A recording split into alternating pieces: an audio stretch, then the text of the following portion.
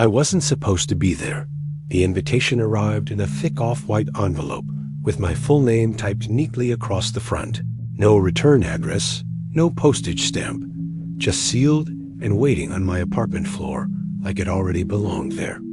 Inside was a single card, heavy paper, embossed with a geometric symbol I didn't recognize, announcing a private gathering at a downtown address I'd passed 100 times without noticing, scheduled for that same evening.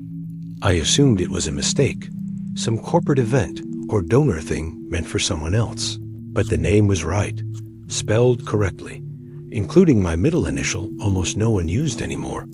I checked my email, my phone, my calendar, expecting context to appear, but there was nothing. Just the card and a time that was already counting down.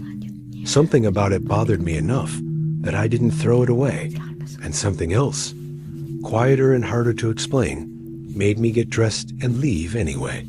The address led me to a renovated office building with no signage. Just a doorman standing beside a brass-framed door, dressed too formally for a Tuesday night. When I handed him the card, he didn't check a list or scan anything, just nodded once and said my name like we'd met before, stepping aside to let me in. The lobby was dim and spacious, all polished stone and soft lighting, with no visible cameras, no artwork, no clutter, as if the space existed only for moments like this. Other guests were already there, standing in small groups, dressed in muted colors, speaking quietly, every conversation stopping for half a second as I passed. A woman smiled at me and said it was good to see me again, and before I could correct her, someone else shook my hand and thanked me for coming back. I laughed it off, assuming coincidence, maybe someone with a similar face, but the feeling that followed wasn't relief, it was exposure, like I'd stepped onto a stage without knowing the script. We were ushered into a larger room where chairs were arranged in a loose circle, no podium, no screens, just a table in the center holding a covered object. Phones were placed into small fabric pouches and collected without explanation, and no one objected, not even hesitated, as if this part was understood. A man I didn't recognize took the seat beside me and leaned in close enough that I could smell his cologne, whispering that I looked different this time, more tense. I asked him what he meant, and he smiled politely, the way people do when you ask the wrong question, then turned his attention forward as the lights dimmed further. The object on the table was revealed to be a book, old and worn, open to a page filled with symbols matching the one on my invitation, drawn again and again in precise repetition. One by one, people spoke, standing briefly to recite lines that sounded rehearsed but personal, like confessions edited down to their most important sentences. When it was my turn, a pause stretched too long, and several faces turned toward me expectantly, patient, not suspicious, as if waiting for a late cue. I stood slowly, my mouth dry, and said the first true thing that came to mind, that I thought there had been a mistake, that I didn't belong there. The silence that followed was heavier than before, not shocked, not angry, just evaluative, like a quiet calculation happening behind every pair of eyes. The man who had greeted me at the door stood and apologized calmly, saying the error was theirs, not mine, and thanked me for handling it with discretion. He asked me to sit back down, but no one else did, and I felt the weight of their attention shift, not away from me, but around me, like a door closing softly. After a moment, the lights returned to normal, conversations resumed, and the gathering dissolved as if nothing unusual had happened. A woman approached me near the exit and pressed the invitation card back into my hand, saying I wouldn't be needing it anymore, her smile polite but strained. The doorman let me out without a word, and the night air felt colder than it should have. The street unfamiliar, despite being only a few blocks from home. I walked quickly, replaying every detail, every face, trying to convince myself it was just an exclusive event gone wrong, nothing more. At my apartment, I noticed the symbol again, faintly etched into the metal of my mailbox, something I was certain hadn't been there before. I scraped at it with my key until my hand hurt, but the mark didn't fade, just caught the light differently, depending on how I looked at it. I didn't sleep much that night, and when morning came, the invitation card was gone from my counter, though I was sure I'd left it there. I've told this story a few times since, usually quietly, usually to people who already listen to things like this, and every time I do, I wonder who might be paying attention. Because I don't think I stumbled into something secret. I think I brushed against something organized, something that assumes privacy the way others assume daylight. And I've been careful ever since. Careful about where I go, what I accept, and which doors I open, because some mistakes don't need to be repeated to be remembered. They paid me to forget what I saw. I took the job because it was cash, same night, no paperwork, no questions. Just a short message sent through a temp agency I'd worked with before when rent was tight. The address was a commercial building on the edge of downtown, the kind that stayed lit long after everyone else went home. Windows glowing without any visible movement inside. I was told it was a one-time overnight contract. Basic cleanup, nothing hazardous, and to use the side entrance where someone would be waiting for me. The door was already unlocked when I arrived, and the man inside greeted me by name, though I was sure we'd never met. His tone casual, like I was expected. He didn't ask for ID, didn't explain the job, just handed me a badge with no logo and gestured toward a long hallway that smelled faintly of disinfectant and something metallic underneath. The building was quiet in a way that didn't feel empty, more like everything inside it was holding still on purpose. Rooms branched off the hallway at regular intervals, all furnished the same way. Same tables, same chairs, same soft lighting, like copies of a place rather than separate spaces. I noticed symbols etched into the corners of the tables, shallow but deliberate, geometric shapes that repeated too perfectly to be decoration. In one room, a group of people stood silently around the table, heads bowed, not praying exactly, just waiting, and none of them looked up when I passed. I told myself it was none of my business, that I was there to clean, not understand, and pushed my cart forward, focusing on the routine. The further I went, the more I realized I was the only one not wearing the same muted clothing, the only one without a specific place to stand. At one point, a woman stepped into my path and asked if I'd already been briefed, her voice calm but precise, like the answer mattered more than the question.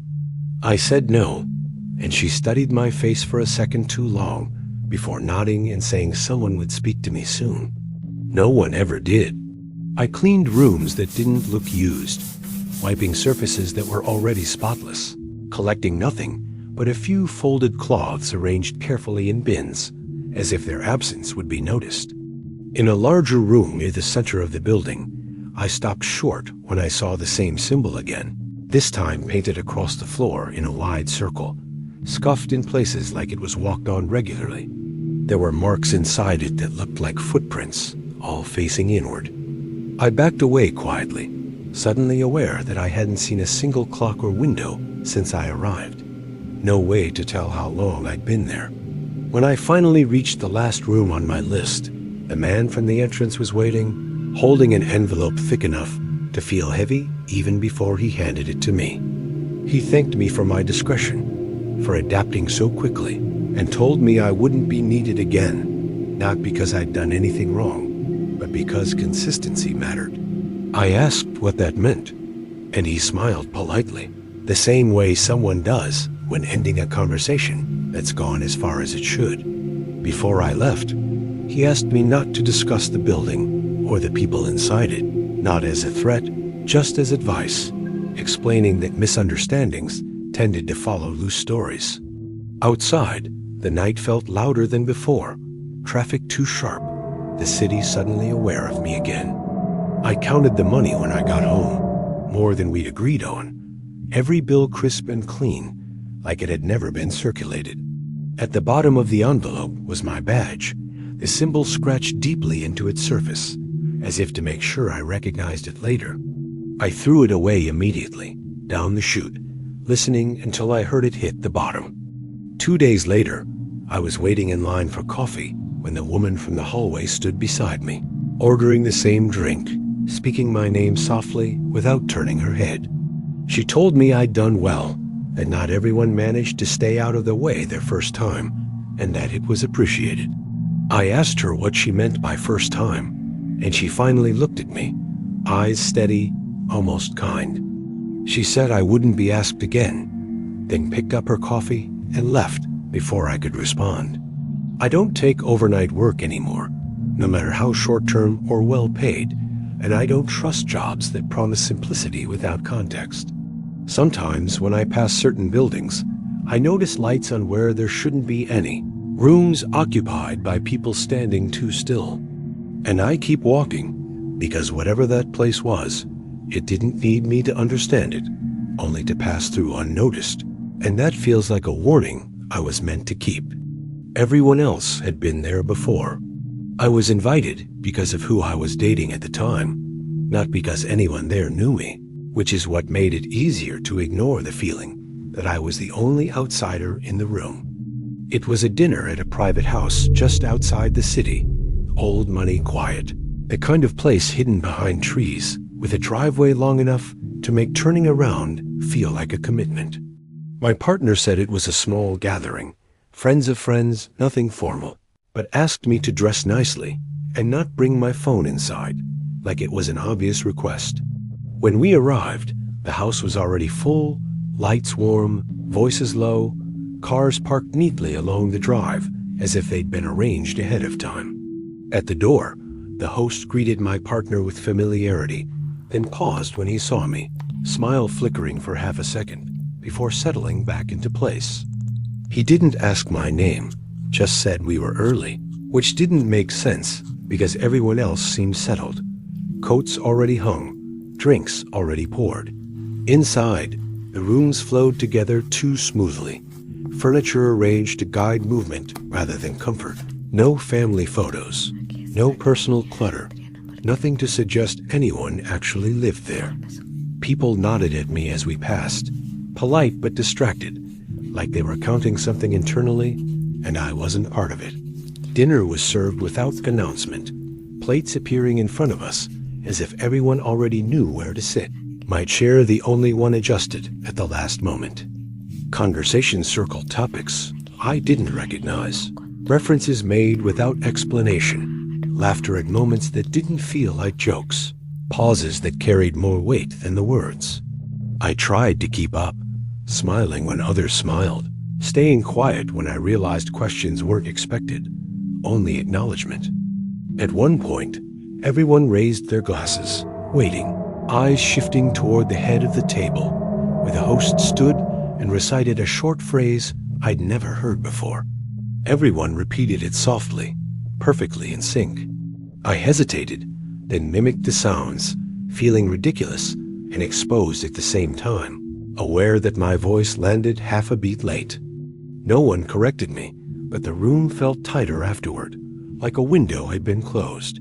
Between courses, people excused themselves one by one, not to use the bathroom, but to step through a door near the back of the house that I hadn't noticed before. Each time it opened, I caught a glimpse of a narrow hallway lit in the same muted tone I'd seen somewhere else before, though I couldn't place where. When I asked my partner where everyone was going, they squeezed my hand under the table and said it was nothing I needed to worry about. That was the first time that night they didn't meet my eyes. Eventually, the host approached me directly, lowering his voice, asking how long I planned to stay. I told him we'd probably leave soon, and he nodded with visible relief, thanking me for being understanding. I asked what he meant, and his expression softened, like someone explaining a policy rather than a rule. He said attendance was important, but so was consistency, and that it was better not to mix unfamiliar elements into something established. Before I could respond, my partner stood abruptly and said it was time to go, already reaching for their coat. As we walked back through the house, doors I hadn't seen before were now closed, the hallway gone, the gathering shrinking behind us. In the car, I asked what that dinner had really been, and my partner stared straight ahead, hands tight on the steering wheel. They said it was something they'd grown up around, something you either belonged to or didn't, and that bringing me had been a mistake. I asked if they'd been there before, and after a long pause, they said everyone else had. We didn't last much longer after that, and I never went back to that house, even though I still pass the turnoff sometimes. When I do, I notice cars parked just out of sight, lights on behind the trees, gatherings continuing without guests like me. And I've learned that some invitations aren't about welcoming you in. They're about confirming who already belongs and who needs to leave before the rules are explained. Someone quietly warned me. I was in a hotel lobby when it happened, the kind attached to a convention center, all glass and polished floors, busy enough that no one paid attention to anyone else. I was standing near the coffee station, half awake, scrolling through emails on a borrowed phone, when a man stopped beside me and asked if I'd been to one of these before. I said no, assuming he meant the hotel, and he nodded like that, confirmed something he already suspected. He didn't look threatening, mid-50s maybe, well-dressed but forgettable, the kind of person you'd struggle to describe 5 minutes later. He stirred his coffee slowly and said it was good. I hadn't stayed long the last time, that lingering usually caused problems. I felt a cold drop in my stomach and asked him what he was talking about, but he didn't answer directly, just asked if I still had trouble sleeping. I hadn't told anyone about that, not in years. He finally looked at me then, not intense, not aggressive, just observant, like a doctor checking a chart, and said I'd come close once without realizing it. I told him he had the wrong person, that he was confusing me with someone else, and he smiled gently, shaking his head. He said names weren't the important part, access was. Around us, people moved through the lobby, laughing, dragging suitcases, living normal lives, and none of them noticed the conversation happening inches away. He mentioned the invitation first, then the building, then the house, listing them like bullet points, not asking if I remembered, just stating facts. When I asked how he knew about those things, he said some systems corrected themselves, others needed reminders. I asked if this was a threat, and he looked genuinely surprised by the question. He said no, that threats were inefficient, and that this was closer to a courtesy. He told me I wasn't being watched anymore, not actively, but that attention had a way of returning if patterns repeated. I asked him what patterns he meant, and he glanced down at the symbol etched faintly into the marble floor near the elevators. The same shape I'd seen before, worked subtly into the design. He said curiosity wasn't a flaw, it was just something that needed boundaries. Before I could say anything else, he placed his empty cup down, wished me a pleasant stay, and walked toward a restricted hallway marked for staff only. No one stopped him. I stood there longer than I should have, replaying every word, every calm explanation, trying to decide if I'd imagined the familiarity in his voice. Later in my room, I noticed a slip of paper tucked under the door. No message, just the hotel logo and a time written neatly in pen, already crossed out. I checked out early. Since then, I've avoided places that feel too organized, too quiet, gatherings where everyone seems to know when to speak and when to stop. Sometimes I still notice the symbol, worked into architecture, logos, patterns that most people would never register. And I understand now that what I brushed against wasn't hidden because it was secret, but because it didn't need most people to see it. I was only warned because I noticed, and because once is forgivable. Twice would mean I hadn't learned anything at all.